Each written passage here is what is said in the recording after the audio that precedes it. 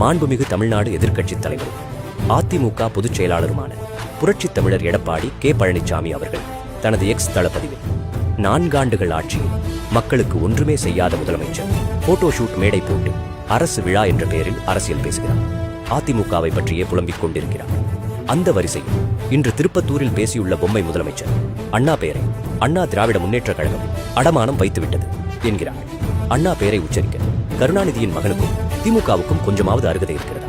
அண்ணா இதயம் அண்ணா என்று கண்ணீர் வடித்த கையோடு அவர் கொள்கைகளை குழி தோண்டி புதைத்து அண்ணாவின் கட்சியையும் ஆட்சியையும் கபலீகரம் செய்து குடும்ப கொள்ளையின் கூடாரமாக திமுகவை கருணாநிதி மாற்றியதன் விளைவாக அண்ணாவின் கொள்கை விழுமியங்களை நெஞ்சில் ஏந்திய அவரின் இதயக்கனி புரட்சித் தலைவர் எம்ஜிஆர் அவர்களால் தொடங்கப்பட்ட இயக்கம் அதிமுக ஒரு நாள் ஒரு நொடி கூட எங்கள் பெயரிலும் கொடியிலும் மட்டுமல்ல எங்கள் குருதியிலும் குடியிருக்கும் பேரறிஞர் பெருந்தகை அண்ணா அவர்களை விட்டுக் கொடுக்க மாட்டோம். அண்ணாவின் கொள்கைகளுக்கு மாறாக குடும்ப ஆட்சி நடத்தி கொண்டு கமிஷன் கலெக்ஷன் கரப்ஷன் மட்டுமே கொள்கையாக கொண்டிருக்கும் பொம்மை முதல்வர் ஸ்டாலின் எல்லாம் எங்களுக்கு பெரியார் அண்ணா பற்றி பாடம் எடுக்க வேண்டிய அவசியமில்லை.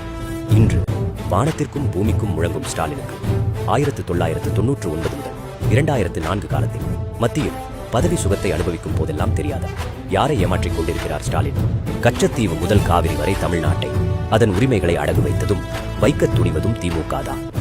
தன்மானமிக்க தமிழ்நாட்டு மக்கள் பகல்வேஷ கட்சியான திமுகவை 2026 நிச்சயம் விரட்டியடிப்பார்கள். திமுகவால் பறிபோன தமிழ்நாட்டின் அமைதி, வளம், வளர்ச்சி, மாநில உரிமை என அனைத்தையும் நான் மீட்டுத் தருவேன். இதுவே தமிழ்நாட்டு மக்களுக்கு நான் அளிக்கும் 2026 தேர்தலுக்கான முதல் வாக்குறுதி என பதிவிட்டுள்ளார்.